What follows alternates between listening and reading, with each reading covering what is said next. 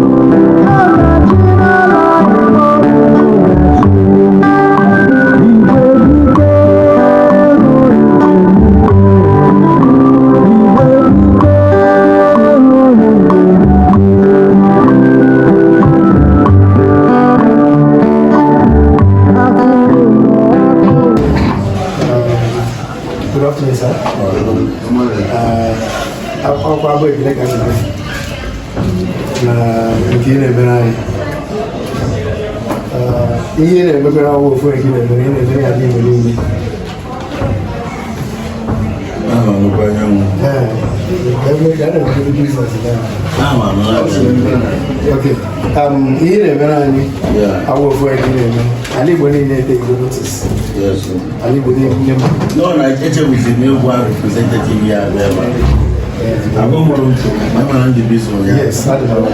Who tell me what was the year? Today. Yes, that's I'm a Ghana cause Igbo. I'm from the fish. I can walk on movie. Okay. I'm also on the road. My record, is it from Oziama? Is it from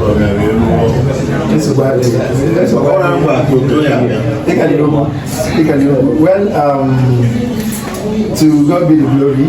Yeah, man. I know. We represented well. I represent the I represent every son and daughter of Ali, and by the grace of God, we represented the company that has given us wings, which no other company comes close other than Pine Estates and Properties Limited. Because the evidence is there that Naya Pine through our amiable CEO, which is you, Archbishop Dr. Nneka Sabasa, that is now liberated. First of all, let's talk about what Pine Estates has done in the lives of families. Each person, at least we can boast that Pine Estates has affected through their Kurulu means, through their Kurulu initiative. Pine Estates and Properties has affected thousands of families, and these thousands of families in return has affected other people who know under, because even in my own that even in my own village, now we don't look at local government area of Igbo States. But now I am with my beautiful vehicle, giving them at no cost. When I'm in the vehicle, hey, Bishop, you know, some things, and they're going to my own kindred, my own village. A lot of people, and now I move. As only no one under the umbrella of Bishop. So have you seen the effects? It's a chain.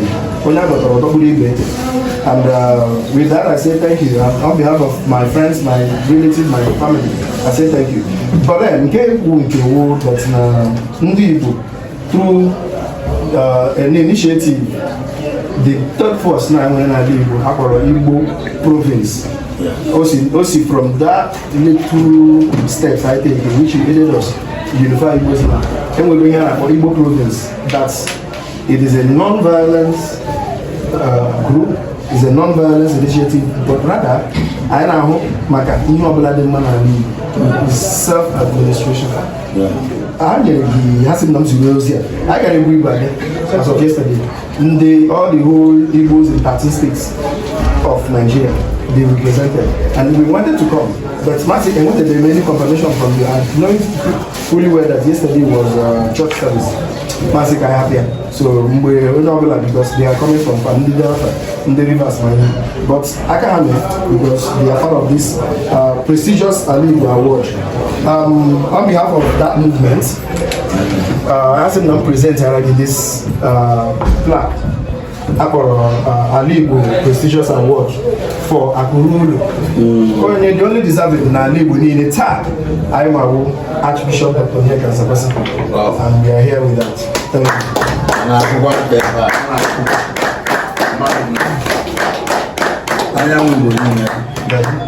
I am Igbo. You are doing well. Thank you, sir. I'm here of award of money. Thank you, sir. And we understand what it meant.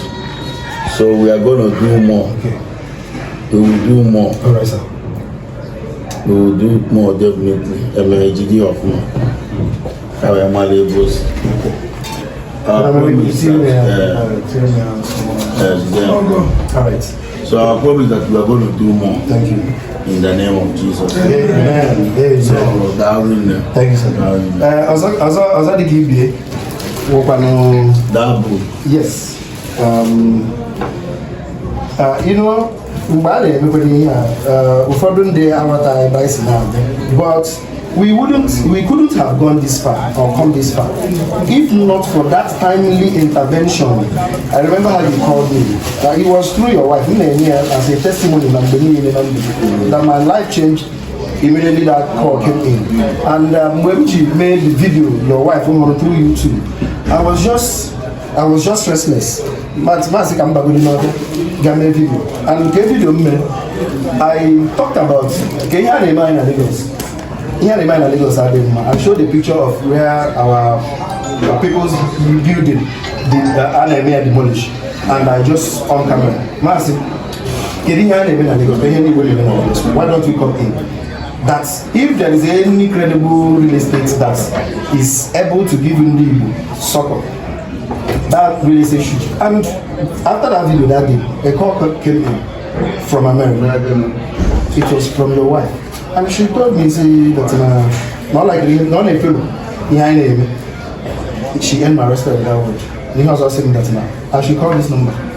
Not so you're going to also not bishop. Mom will bishop or something. But then I diligently called, and the response he gave me, I said, how can this big man accord me with such a regard, you know? And you spoke with me, and you asked me to come to Onitsha during the end of the year program. That was 2003 December.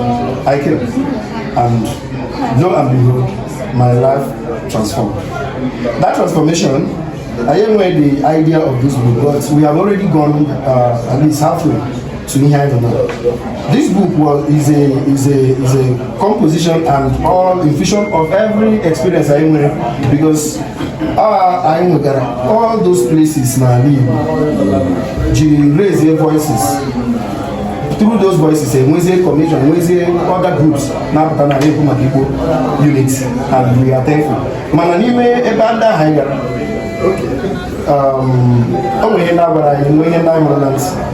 Most of the things I never that we put it down here, and what we did was to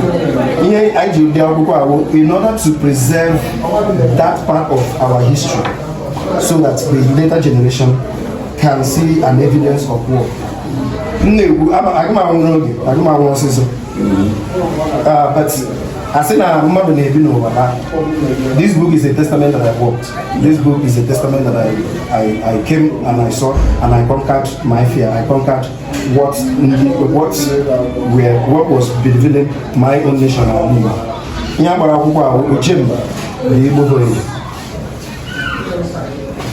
A story of a traveler in the crossroad of his destiny and that of a nation.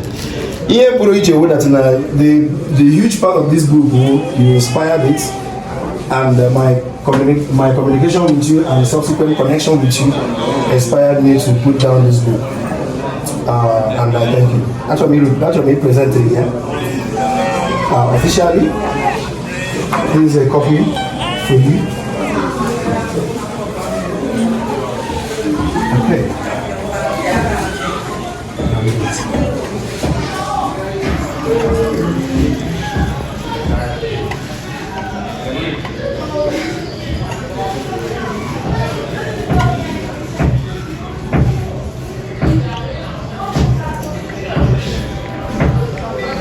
Today is 22nd. Yeah.